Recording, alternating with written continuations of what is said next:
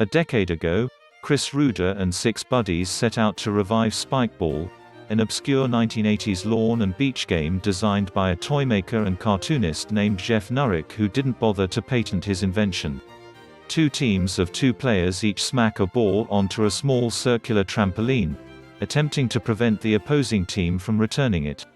By day, Ruder worked in ad sales for Live Nation Entertainment while building Spikeball after hours. Priced at $49, the game built a viral following. By 2013, the company had annual revenue of $1 million and Ruder went to work for Spikeball full-time.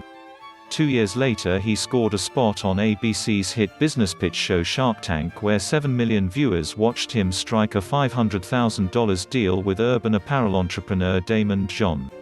What they didn't know: the deal had fallen apart months before the show aired. But the TV exposure gave Spikeball a huge boost and the game continues to win fans. Based in Chicago, the company has 19 employees and logged 2016 revenue of $13 million.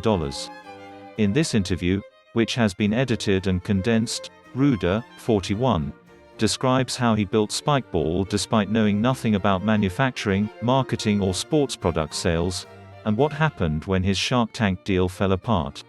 Susan Adams: where did you get the idea for Spikeball?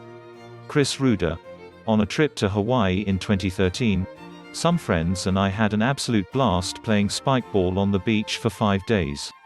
Strangers kept walking up to us and asking the same 3 questions. What's that game? How do I play it? Where do I get it? We'd bought our old beat-up set at a toy store in 1989. It was only on the market for 2 years. A light bulb went off. Could we bring this thing back to life?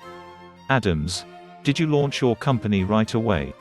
Ruder: at first we just talked about it. Then a few years later, in 2007, I consulted an attorney and he said the trademark had expired and there was never a patent on the product. Adams: how did you get the business off the ground?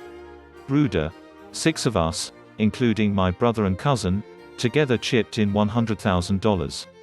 We hired the product design company that made the plastic toys for Happy Meals to make the game more solid and change the colors, and we built a website. I knew nothing about manufacturing overseas, so we hired a US rep who had a relationship with a factory in China.